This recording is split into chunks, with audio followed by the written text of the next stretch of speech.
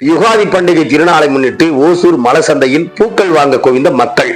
கிருஷ்ணகிரி மாவட்டம் ஓசூர் பேருந்து நிலையம் எதிரில் அமைந்துள்ள புகழ்பெற்ற மலசந்தையில் யுகாதி பண்டிகை திருநாளை முன்னிட்டு பூக்கள் வாங்க குவிந்த மக்கள். இந்த மலசந்தைக்கு ஓசூர் சுற்றுவட்டார பகுதிகளான பாகலூர், பேரிக்கை, அஞ்சட்டி, சூளகிரி, தளி, ராயகோட்டை மற்றும் கர்நாடகா மாநிலம் ஆனைக்கல், சர்ஜாபுரம் மட்டுமின்றி தமிழக வெளி மாவட்டங்களில் இருந்தும் திருவண்ணாமலை, சேலம், வேலூர் உள்ளிட்ட பல்வேறு மாவட்டங்களில் இருந்து பூக்கள் வருகின்றன.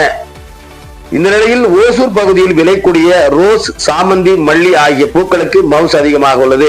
இந்த நிலையில் யுகாதி பண்டிகை கர்நாடகா, ஆந்திர பகுதியில் மிக சிறப்பாக கொண்டாடப்பட்டு வருகின்றனர். இதனால் மாநில எல்லை பகுதியை ஒட்டி உள்ள ஓசூர் என்பதால் பூக்கள் வாங்க மாநில எல்லை பகுதியில் இருந்து ஆந்திரா, கர்நாடகா உள்ளிட்ட மக்கள் பூக்கள் வாங்க அதிகமாக குவிந்ததால் மலர் சந்தையில் சற்று பரபரப்பு காணப்பட்டது.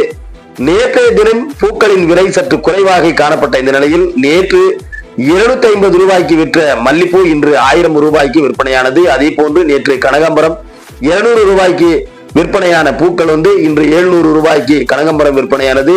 சாமந்தி 100 ரூபாய்க்கு நேற்று விற்பனையானது. இந்த நிலையில் இன்று 200 ரூபாய்க்கு விற்பனையானது. ரோஸ் என்பது 100 ரூபாய் நேற்று விற்பனையான இந்த நிலையில் 150 ரூபாய்க்கு இன்று விற்பனையானது.